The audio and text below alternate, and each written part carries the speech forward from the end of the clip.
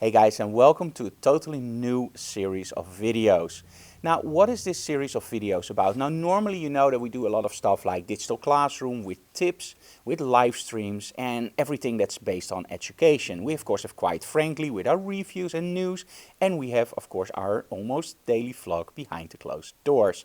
But this is something completely different.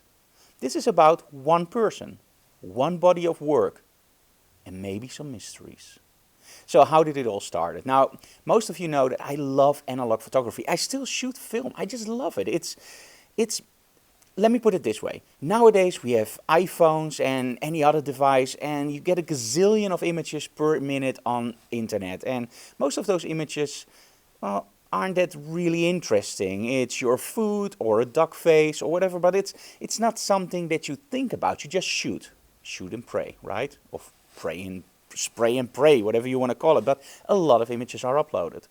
We can hardly imagine that in the early days of photography, you really had to think about taking your shot for the very simple reason. It was expensive, you only got one chance, it was difficult, there were no magical appliances that made your exposure right. So as a photographer, you had to meter your exposure. You had to literally also use a meter for your focus or dive under a cloth. And in other words, it was pure magic, but most of all, it was way more difficult than nowadays. So old photography really has a grip on me. I really like it. So a while ago, one of my students approached me and he said, I know a photographer that's retired and that has a lot of vintage cameras that he wants to get rid of. He wants a new home for them. I said, well, I love those cameras. We actually have some displays in our studio with old cameras, so I was really interested. And then I met the guy.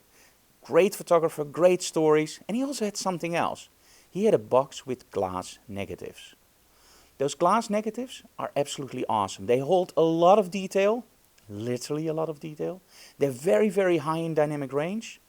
And they give a perfect sense of time, because again, at that moment of time, people really thought about taking a picture, because you just didn't spray and pray. You had to think about it because it was expensive and it was hard to do.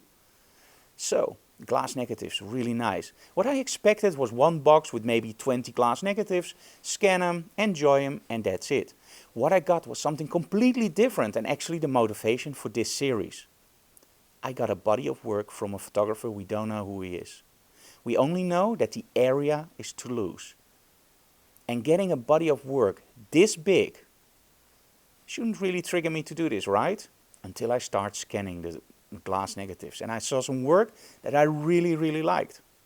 But most of all, I also got into some stuff that triggered me to know who this guy was. What happened? Why did he photograph the stuff that he photographed? So join us for a completely new series, The Mystery of Toulouse, where we find out which photographer took these shots, who are the people in these shots, where were these shots taken, but most of all, we're going to scan the images and we're going to give some tips and details. So join us for a new web series.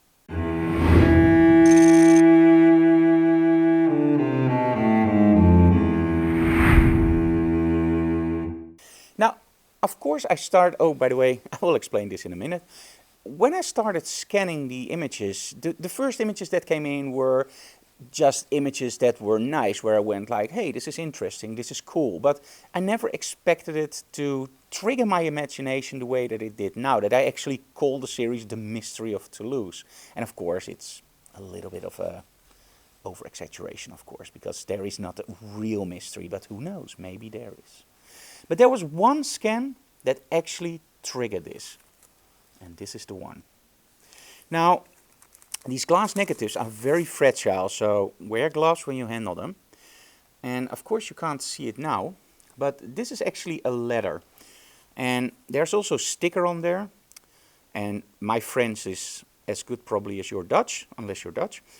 Lettre du maire de Toulouse, 1912. And the letter that's photographed is actually 1902. Now, we did some digging online, and thanks to social media, that went pretty fast. We put a scan online of this negative, and we got some responses from people that actually know what's going on. So let's take a look at the first part of the mystery of Toulouse, what actually triggered me to start this series. Now, these kind of scans really triggered my imagination because, again, at that time you didn't just take a picture like you do today with your iPhone. You really have to think about it. It takes a lot of work. So why did he take a picture of that letter? Okay, so we put the image online and we actually got some replies. And the first response I want to go through with you because it gives us a lot of clues to start our search. And the first thing is he actually found a bulletin on board by using two search terms, Toulouse and Boutet, because the name Boutet actually comes back in the letter. And the first one he actually got for me was, it mentions a Boutet widow of a policeman named Lambrigot. The bulletin is a bulletin from Toulouse from 1890, so that's our first clue. It might give a clue to who the writer was fighting against in court. So that actually also gives us now an idea that this letter is about a court case. And we also know what court case, so stay with us. It will give another try to deciphering the letter tomorrow. Now, within a few hours, I think he was exactly as excited as I am, he actually came back. And the letter is about some contract between the mayor and a girls' school and the renter of that girls' school. So let's see what he wrote. It seems that the mayor, who seems to be the one who wrote the letter, had a disagreement about a girls' school that was rented by the town from a tenant named Boutet. The court decided that the tenant, Boutet, had to repair the school to be rented out again. And this is what got me intrigued in this, because if you go through his work, and I only scanned a few images at this moment, so imagine this, we still have to go through a lot, and we only scanned like 8 or 10. And I already got the letter, but I also got images from school photography. So what is the link between this photographer and that school? We now know that this scan, or we call it a scan, but it's of course a photograph. We now know that this photograph was actually taken around 1912. The court was actually in 1902, because that's also the letter, so that's 10 years later. So why does a photographer take a picture of a letter that's already 10 years old? And why is it labeled Le Maire? It's a mystery, right? Now, we're going to start a website and we're going to put his images on there. We're also going to put all the information we have. What I ask you, the community, is to help us find out, first of all, who was this photographer? What's going on? And most of all, we're going to, of course, let you enjoy his images, because I kid you not, the images are absolutely stunning. So this is the start of our search for who is this photographer, what was this court, and who knows what more we will find in the box. It could be that this is the only gem in the whole box. But it could also be that if we dig deeper, we even find some more interesting stuff. It's going to be exciting. But for now, I also want to show you how we actually handle those negatives and how we scan those negatives. So, let's scan some negatives and show you how we do it. The scan work will be done with our Epson V750 Pro. And by the way, you can also see that we do a lot of negative scanning, because we also have a reflector next there. But this is a flatbed scanner, and the reason we're using a flatbed scanner is because the negatives, of course, are a little bit bigger than normal negatives, so they don't fit the other scanner. There is one thing that is a little bit tricky. The Epson scanner is a flatbed scanner, and it actually has two heads, and that means that one is focused on the glass, and that's for normal documents, and one is focused slightly above the glass, and that's for negatives. Now, in the Epson, normally the negatives are placed into a holder, and that holder you can actually also change in height. Because, well, believe it or not, these heads are not focusable. In other words, it doesn't have autofocus, so there's a very narrow gap between being in focus or out of focus. The problem is with the glass negatives, if I put them on the glass, it will actually not scan as a negative, because for the negative you need a backlighting. And when you scan a document, the backlighting is off. So we needed to find something to actually raise the glass negatives from the glass to make sure that they're actually in focus. And we found a very, very high-end, just kidding, solution for this. The first thing we tried was actually these little cardboard pieces, and they were way too high. The images came out totally soft. Then we tried some smaller ones, and that was a little bit better, and we ended up with these. So we just put them on the glass and then put the negative on top, and that actually gives me a razor sharp scan. I hear you thinking, razor sharp? Come on, Frank, these things are like 100 years old. I kid you not, we scan them in at an insanely high resolution and calculate it back about 120 megapixels. And if you zoom in to 100% and they are in focus, they are incredibly sharp. And the dynamic range, I kid you not, it's absolutely stunning. You would almost say it's high dynamic range. So let's see which software we use and let's scan an image. Now there's a lot of junk on these negatives, as you can see here. So first thing I do is just try to make them clean like this, and if that doesn't work, they're incredibly fragile, so we try to do as best as we can.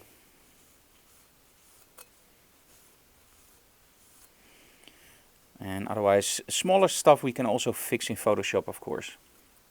Okay, now for every scan that I do, I also clean the scanner bed, because again, a lot of the stuff can fall off a negative and end up on the other one.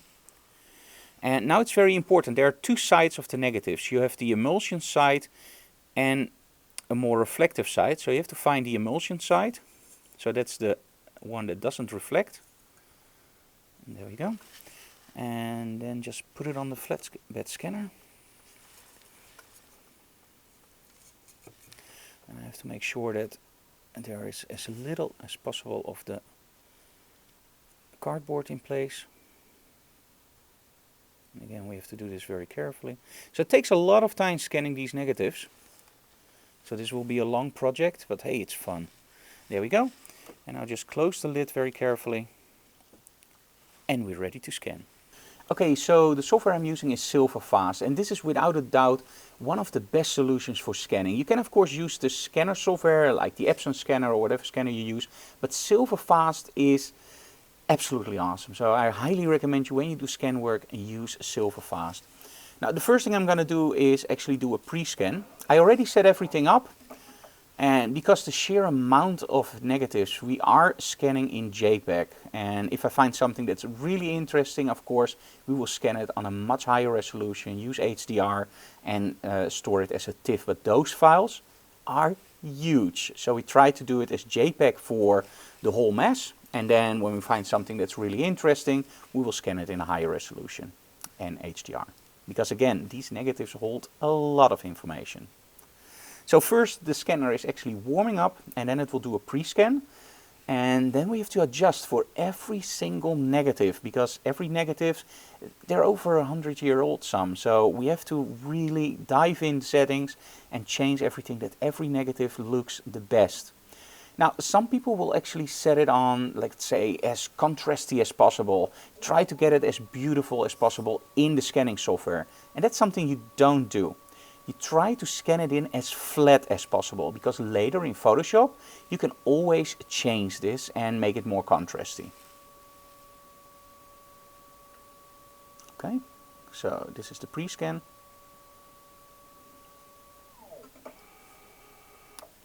Okay, so let's change the border around the image.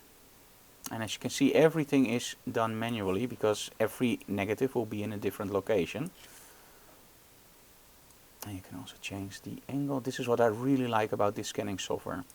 Now to start, I always use my auto CCR. So the scanning software will try to make its best. As you can see, it does a pretty good job. And you can see that there's a little bit of shadow over here. I'll actually try to lift that up, because I can always add that back in Photoshop later. So I try to make the scan as flat as possible. Because again, contrast you can add later in Photoshop, but if something is blocked up in shadows, you can't get it back real easily. Okay. You can of course also use your curves. So this is why I like this software, because there's a lot of options in here.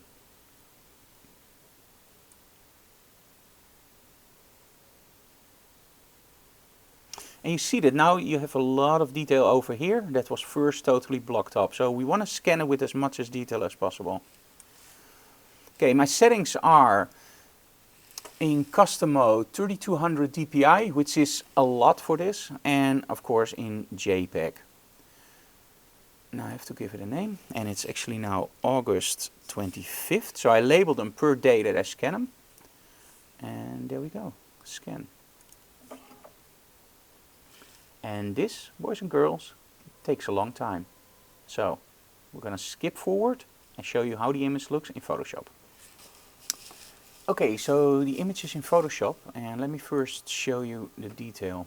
So let's go to 100%, and as you can see, there's a lot of detail. And of course, this is actually scanned on way too high of a resolution. So let's just go down. There we go. So you can see that there's a lot of detail. Now the reason I scan on a very high resolution is because if I want to do some retouch work, I can actually do it very easily. Now normally I would use the lasso tool and content aware fill to take out the bigger parts that annoy me. The smaller ones I will leave in.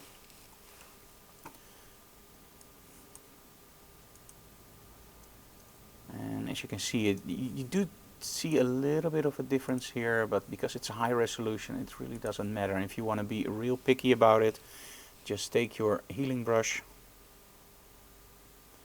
and take some of the noise from here and copy it in there, so you really mask it up really nicely. Normally I will do this later on if I decide that I really like a picture or if I want to make it nice, but for now I just want to show you what you can do with Photoshop really fast. So let's take one more out. And of course you don't need the content aware fill, you can also do it with your healing brush. But I think content aware fill just works a little bit nicer.